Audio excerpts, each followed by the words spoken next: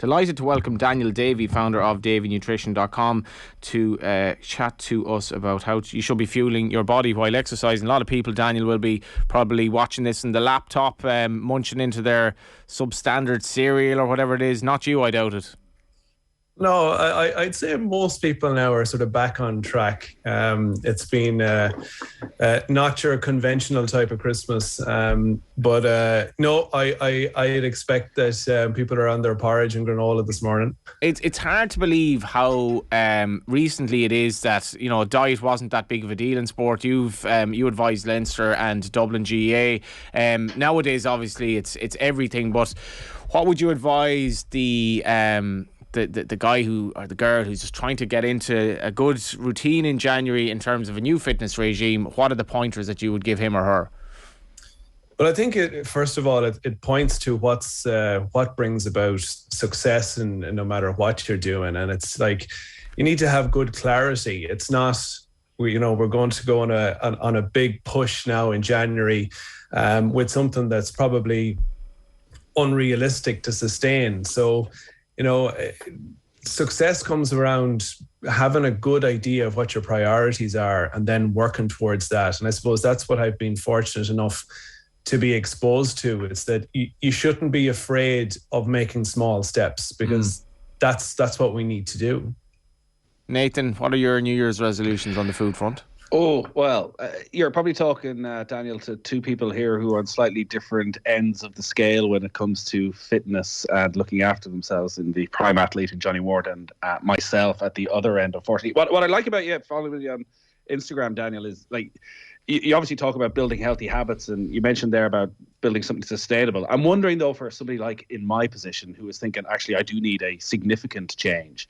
Like, how do you go about that? Like, do you still think, actually, if you're not dealing with a Dublin footballer or a Leinster rugby player, for somebody who's thinking, actually, I need to make a significant change to whether it's my fitness regime or my eating habits, like that you should go all out in January and, do a dry January, change your diet completely, and then sort of ease off it slightly to something more sustainable then? It's an interesting way of looking at it. But no matter how big the goal is, you still need to break it down. So, whether it be an exercise goal or whether it be sleep or whether it be nutrition, if you want to achieve something but then sustain that success, and I think that's the point that a lot of people miss. It's like you have to build the skills and the knowledge and the practice up over the course of time, so that when you do get up there, to where you're looking to sustain, or that you're happy with, you've built the skills along the way. There's an awful lot of cliches when you're approaching a goal, and it's the same in exercise too. But if you try and do something overly extreme, there is a kind of a metabolic, or there is a kind of an alarm system in the brain and in the head going, geez, what's going on here? Hang on a second. We've had a good December. We've had a good lead into Christmas. And now you're trying to restrict us from a calorie perspective. There's a big change in energy output. And that's why it's difficult to sustain that success. So one or two things at a time. And I've done this. I've even mentioned some of this week on, if you're looking to drop some body fat, it's body fat, not weight. So, making sure that you've got adequate energy, adequate protein, and that you're targeting about 1 pound a week, or a little bit more if you feel that you've got the skills in place to do it. And you can eat perfectly healthy without having bland meals as well. I think that's a point that needs to be made here, isn't it? That there's a lot of really healthy food out there, a lot of food maybe that you haven't tried that is actually very, very good for you, particularly compatible with the athlete that might be in you in January. There's no question, and I suppose that's why I place so much emphasis on cooking. If you don't have the skills to prepare something that's tasty, or you don't have the things that are in the cupboard, it's very difficult to make very tasty meals. And when I started working in elite sport, a lot of the focus was on what restaurants or what menus would you recommend, or where can we get easy convenience meals to prep. Whereas if you learn a new skill or you learn a couple of new very simple recipes that are tasty, that you enjoy, that you can go to, makes your life an awful lot easier. Check out daveynutrition.com for more information, where you get various plans to achieve goals like performance, muscle building, fat loss and health improvements. You taking all this in, Nathan? The aim is to translate the science of nutrition into practical information like recipes, articles and meal guides on the website www.daveynutrition.com. Davey's going to give us... My resolution for 2022 was to start in a positive manner, and I'm just getting beaten down this morning. No. What was your dinner last night? I'll be perfectly honest, and I as I say, I follow Daniel on Instagram, so I watch the sort of things he's cooking.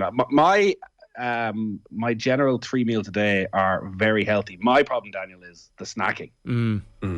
And maybe that's something I should focus on, of actually making myself some healthy snacks. Particularly, I find, since I'm working from home, where at first I thought actually not being able to go out to the shop and things like that, but I find, I don't know, you have a bit more time hanging around the house. You're just wandering around the kitchen. You're picking something up. So my 3 meals, my breakfast, my lunch, my dinner are perfectly fine, perfectly healthy, all home cooked, all of that. It's the bits in between that are killing me. That's a very good point, Sir Daniel, because the panacea that is working from home for a lot of people actually has a lot of pitfalls, and Nathan just mentions one of them there. Absolutely. And it's funny, because we're working at home, there are certain habits that become better. We've got greater opportunity to move and things like that, but then we're much closer to the kitchen. And that's a challenge. But I would go back, first of all, to your 3 meals. I don't doubt that they're healthy, but making sure there's a good source of protein at each one, and particularly at breakfast, is absolutely critical. So I would have noticed exactly what you're talking about myself. It's very easy to overconsume on snacks like nuts, and I mean, I'm a devil for dark chocolate, and even drinking calories is, you decide to have a coffee and you want to have something with it. So first of all, make sure that the 3 meals you're having is a good source of protein. That'll help to manage your appetite. And then having clear structure about when your snack is. So if you say my snack is at this specific time, whether it be 11 o'clock or after my exercise, whatever, that really helps to go, this is what my structure is at home, because that's what your work environment brings. If you go into work, you're going to work, you're in the environment, you're committed to your whatever your meetings are, you're at your desk. It's creating that work environment. One of the best things that I did was actually set aside a space that you're working in, and that becomes your workspace, and you don't bring food into that, as an example. Yeah, and an awful lot of people, even when they were like working at their office, they ate at their desk at lunchtime, which is, we've a bizarre attitude to food in this country at times, where food should be a massive part of your day. It's very enjoyable, and some people rush through it. They don't even have time to make a proper dinner. If we have 3 to 5 go-to meals, Daniel, give us 3 to 5 go-to meals that'll bring us on the path to glory when it comes to food. Well, I don't know, can you see this? But I made an overnight oats look at this. night. Got a bit of kiwi going on in there. A bit of kiwi. I wouldn't normally, to be honest with you, I wouldn't be great on presentation. You're just showing off. Yeah. No. It's just, does this count as a snack? Yes. And the other one is actually very similar. So this one was an overnight oats, and the other one is like a little chia pudding, and that's a good high protein snack. You've got a little bit of chia seeds, and you've got a bit of whey and yogurt in there. And going back to the snack point, very often if snacks are like your typical granola bars, or you're just having a slice of bread with something, it's or a sandwich. Again, the protein is quite low in there, so you're not getting that kind of appetite management. But an overnight oats, a protein pudding. The other ones that I've down are something that's egg based is great, like a frittata or baked eggs. Very simple. And then what I like is if you can get used to making one good fish dish a week, because we don't. We eat nowhere near enough fish in this country. We're an island nation. We export like 99% of our fish, or something ridiculous. Yeah, and I think going back to what you're setting your goals, or have clarity on what you're going to do with your meals. If you can have a couple of days, I mean, we used to have like Fish Friday and things like that back in the old good Catholic days in this country. Yeah, but if you can set a day and say, you know what, so for me, I always like to start off my Monday with a fish dish, and that can be something like a fish pie, or it can be a simple pasta baked with salmon in it. These are very, very easy to make, and they work great for lunch the next day. And then the other one, like a curry, you can't go wrong with a curry, and it gets better and better as the week goes on. Absolutely agree with you there, 100%. Neddy no-nos, what should we not be eating? Well, do you know what? When I was thinking about no-nos, I actually changed it to not what we shouldn't be eating, because it's more about the portion of anything. So the dose defines the poison when it comes to any food. It's the same with alcohol, so we well know. But what I thought would be more useful is how you would approach the year. And I think one of the big no-nos or mistakes that people can make is not having something on paper. Putting something down and having a date on it and having clarity around, right, what's my priority? Is it a breakfast? Is it a snack? And just to give you a tiny example, I was working with a guy last year, and, there was some people put on weight and some people lost weight throughout COVID. This guy lost 4 kilos, right, over a very short space. Well, when I say short space of time, it was 3 months. But what he realized was lunch was a big issue for him. So you mentioned about your 3 good meals. But what he wasn't getting right was what he wasn't prepping lunch. He didn't have a facility to get a good meal at work. And what happened was very often he wasn't having enough calories, enough energy at lunchtime. And he's coming home. And what was he doing? What was he doing? He was straight to the fridge. He had a block of cheese melted on a toasty before he even had his Nathan's dinner. like, this man is my hero. He was ravenous. Nathan, you're jotting down notes frantically over there in the corner. Absolutely. This is a free hit here. This is exactly what I need to start the year. Well, putting something on paper is so. The next thing, have your goals, but don't be overly ambitious. Don't taking on something that's like, I'll give you an example. People go crazy tracking all of their food on, apps and things like that. You don't need to do that. No harm to review what you're doing, but don't go obsessively tracking everything. You're not going to be obsessively tracking in 3 months, 6 months, and 8 months or next year. So don't do anything that is not unrealistic. Our producer, Tommy Rooney, is frantically writing down almost everything you're saying here, Daniel. So it's definitely registering with him. And he's a couple of points here. 5 things you should have in your press. I like this one. Okay, well, that's a very easy one. And I would say, there's lots, but when I went to the cupboards this morning, there's always oats, there's always nuts, there's always yogurt, eggs, there's always beans. If you want a quick beans on toast or something like that. Just your bog standard beans. Bog standard beans. You can always do a baked eggs with beans. I mean, a great lunch option. And this time of year, frozen veg or frozen fruit. People kind of ask me about that a lot. There's no excuse for not having some frozen fruit or frozen veg in you can make a smoothie bowl, you can make smoothies, you can make something quick like that. You can even make stuff for on top of your porridge, like a compote or something like that. And then frozen peas, frozen veg, very simple. Ideally, do you fast before you sleep effectively? So eat as early as possible as your last meal. You know what? I knew this was going to come up and I had it down here as well. That literally just came into my head. So it's purely by the grace of God, the God that we mentioned earlier on Fridays with fish. Yeah. So look, there's so many people. I mean, the fasting is a fascinating space, and meal timing is really fascinating because there are pros to it in the right context, with the right education, with the right skills. But a 12-12 approach is a really, really simple way to go about it. So fasting for 12 hours and eating within a 12-hour window. And that simply means that if you're going to bed at 10 o'clock, your last meal is about 8 o'clock. If you're up in the morning, having your breakfast around 8, that's absolutely fine. But we want to do something that, we're excited about and we want to talk about. So things like intermittent fasting and 16-8 are a lot more attractive to do. But if you apply 12-12, you get the same results. Nathan. Daniel, it's 9/18 on the 5th of January. I'm looking for a get out. What's your thoughts on dry January? Well, I always like the question, what do you do yourself? Now, last weekend or over Christmas, I wouldn't be recommending to do what I do, but I'm not big on anything that's overly restrictive. Now, I will say that it's no harm to give the system a break if you've had a big December. Certainly no harm to go off it for a month or 6 weeks. But if you're a moderate drinker, you enjoy a drink on a Friday and a Saturday night, and it isn't excessive. You're not drinking a bottle of wine Friday and Saturday night, or you're having an odd drink. then there's no reason why you have to have a dry January.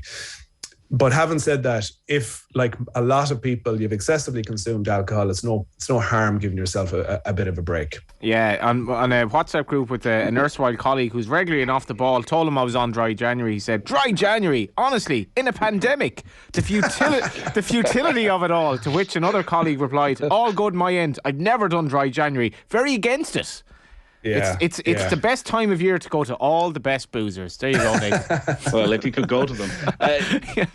Daniel, Johnny mentioned that our producer Tommy taking notes there, and Tommy's one of these lads, mid-20s, keen club footballer, and I do get the sense that generation are very aware of their nutrition and of their body image and keeping themselves in shape. You obviously do a lot of work with Dublin GA and have worked with Leinster Rugby. Is that your sense that generation, the sort of 20-somethings, the more millennial types, are a lot better educated around all this than, say, myself and Johnny's age group were? I think there's a real growing awareness that if you want to achieve something, performance related, even if you're a high performer in your job, recreational athlete, or you're a competitive athlete, you can't achieve your potential if you're not getting your diet right. I mean, that is being accepted. I think that principle is probably widely understood now than it was before. I mean, when I was playing football, even myself, I was the odd one out that was paying real attention to this. And there was this idea that if you're training hard enough and you're exercising regularly enough, then, the diet will look after itself, which we now accept and know that it's just not the case. So there is now I will say from a health perspective, so in the broader population, there's a major divide. So there's people becoming obsessive or really, really into the nutrition. There's still a lot of people being left behind. And we all pine for simple answers. As simple as the answer can be here, how much of it, if people are and a lot of people are trying to lose weight at the moment and they're going into dry January or they're going into fitness January and blah, blah, blah, blah. What percentage is nutrition? What percentage is exercise? So I'll put it this way, and this is probably a very simple and tangible way to look at it. Exercise accounts for quite a small percentage of the calories that we burn in a given day. So if you're looking to improve your body composition, it's next to impossible to do it through exercise alone. And in fact, research has proven that if you don't have a good nutrition strategy alongside your movement and your exercise, then you're destined not to succeed or certainly not sustain that fat loss. So you got to put the two of them together. And nutrition, I mean, it's fundamental. It's very difficult to put a percentage on it because it's absolutely different for everybody. Well, you'll see a lot of people as well, like who are they're very, very heavy in the gym. They eat a lot of eggs, as you mentioned, a lot of red meat as well. Where do you come in on that? I've seen it mentioned again, even I think at EU level, where basically they're kind of experts are warning against excess red meat. We're massive fans of beef in this country. What's your take on that? Okay, so I'm a farmer from the west of Ireland, so I have to be always very careful. The West is best this morning anyway in OTB AM. Not pissing off the farmers. So firstly, red meat can still fit into the diet. Are we overly reliant on red meat? In some cases, but it's more so processed meat we have to watch out for. So it's more so our hams, our processed hams, processed meats. So this is a really important point that's often not kind of emphasized. There's a protective effect if you're eating lots of vegetables too. So if you're accompanying your meals, whether it be a bolognese or whether it be a lasagna or whatever, and there's loads of vegetables in there, that's a positive thing. But can we eat more varied food? Can we eat more fish? Can we eat more maybe vegetarian meals? We can, and we do need to adjust and do that. But I would say supporting local, getting Irish produce, Irish meat, and then getting the veg in with it is important. I couldn't believe that recently, reading about like Irish prawns. 95% of them are exported because they're actually quite valued. And the prawns that we eat that look fresh and we buy even from reasonable places, they're coming from Argentina. I mean, it's wrong on so many levels. So we're exporting like so much of our fish. We're exporting, and like I guess I'm going off a bit of a rant here, but we should be buying stuff that's grown in this country because we actually export more than we eat ourselves. There's no question, and I'm not going to be a hypocrite. When I go down to the local fishmonger, I go into the butcher, and you see the prices. But they're only prices relative to what's cheap, which shouldn't be cheap in the first place. I know. Believe me, you're preaching to the converted. But it is if more people bought local, then it would actually improve the prices. So we drive down. Where consumers drive down the price of food all the time. We want cheaper and cheaper food. Whereas there is a very, very simple rule, broadly speaking, when it comes to food, and that is, if you invest in it, you get it back in your health, but you also get it back in the quality that you're consuming. Totally. And if you had one last piece of advice for Nathan, myself, and anyone who wants to essentially eat healthier in 2022? Not what you're going to expect.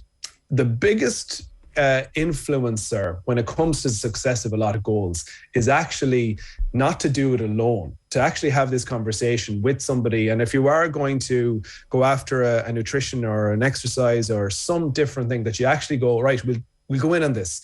You know when you're a part of a team or you're in a WhatsApp group or you're part of something, the chances of you sustaining that, or even if it's with your friend or your partner, your wife, or whatever it might be, the chances of sustaining it and being successful are much, much higher. Will you ever see Mayo win All Ireland? He's a Sligo man. I'm a Sligo man. We can't. We find it very difficult to. No. I do know what. A lot of respect for Mayo, but I can't say I'm going to jump on their bandwagon. Yeah, it's strange, Nathan, because as much as we all kind of pine for Mayo, like just ending the famine, a lot of people in Connacht don't really seem to want it to happen either. If you saw the abuse that poor us Sligo people get when we're bet out the gate by Mayo, it's very hard.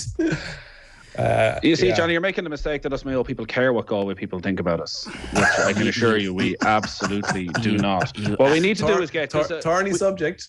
Yeah. What we need to do is, because Dan's been working with the Dubs, like he's the man feeding the greatest team we have ever seen, and he's going all the way from Sligo up to Dublin. Down to Mayo? Is there a cooler accent in Ireland than the Sligo accent? It's just that nice cushioned west of Ireland, Atlantic coast. We're outward looking, we're inward looking, we're cool people. Never heard that before, not once. Daniel, lovely to have you on. Great to be on. Thanks for having me. Check out davynutrition.com for more information, where Dan and his team has various plans for you to achieve goals like performance, muscle building, fat loss and health improvements. The aim is to translate the science of nutrition into practical information like recipes, articles and meal guides on the website www.davynutrition.com. Just channeling my inner Darina Allen there, Nathan. You like your cooking, Johnny, do you? I absolutely love cooking. It's one of the things I can't get my head around this country, and in general in the Western world, how people are so obsessed with work that they don't seem to find the time, even an hour in the day or half an hour in the day. And I realise with kids it might be difficult, but like eating a good meal and an enjoyable meal is one of the pleasures of life. It's one of the true pleasures of life. Not being online, not being on your phone, not like necessarily putting 10 pints of Guinness into you. It's eating a nice meal, can be healthy. First thing in the morning, have poached eggs, like have, what Dan was showing there, all those beautiful fruits and, just healthy food. And then put some time into it. Make your dinner, and don't eat watching TV preferably as well. Food and your dinner and all of that, it's been like since time immemorial, it's been such an important part of our day. And I feel that, and also as he mentioned, it wrecks my head how much food we export and how much we import to eat in this country, when we basically should be self-sufficient apart from avocados and lemon basically. It's the Johnny Ward manifesto for the new year. Try enjoying your cooking when you've got 3 kids, Johnny. I'm conscious of that. I absolutely loved cooking, but now when it's a needs must and they're looking at what you've put in front of them with disdain, it can be quite frustrating. What are your I think we've like 2 minutes to get through here, so it's just Johnny and Nathan time here. Coach Murphy and are we on dry January together? This is what Daniel was saying. You need somebody. Like we're in the middle of the desert when the drugs start to take hold. We're in the middle of like the 5th of January when dry January starts to take hold. I was like, hang on a sec, it's only the 5th here, and I'm like, there's 5 weekends in this January. That's a tough one. Mean anything anymore? That is a tough one. You can probably guess who our colleague is who was dissing my dry January ambitions. And let's be honest, usually you don't get through it. But there's no point having a dream, Nathan. There's no point. There's nothing wrong with having a dream. No, at all. And listen, if we get through this weekend, Johnny, we'll be doing well. That's just not a good attitude at all. It's not a good attitude at all. You're so if I'm here, if I ever get invited around to Johnny Ward's house, if for once it's the Ward feeding the Murphys rather than the other way around. What's Johnny serving up? Last night I had mussels, which I hadn't actually cooked before. Often it'll be steak. I love curries. I love cooking I have food. a fear of cooking fish. I'm not a big fish fan. Which Why? I just never liked it since I was a kid. I do love prawns, but I have a fear of cooking prawns for some reason. You have a fear of cooking prawns. Why? That I'm not going to cook them enough, and I know it's almost impossible not to cook prawns enough. Like fish is. Like, I think mussels probably aren't bought because people think it's hassle. Like they literally take about 3 or 4 minutes to cook. It couldn't be more straightforward. To put a bit of sauce with them. Yeah, a bit of wine and cream, parmesan, garlic, onions. I mean, this is very basic stuff. Back up a second. So you had the bottle of white wine open. Yes. Put in with the mussels, and did you fill yourself a glass? No, I'm on dry January, Nathan. I'm on dry January.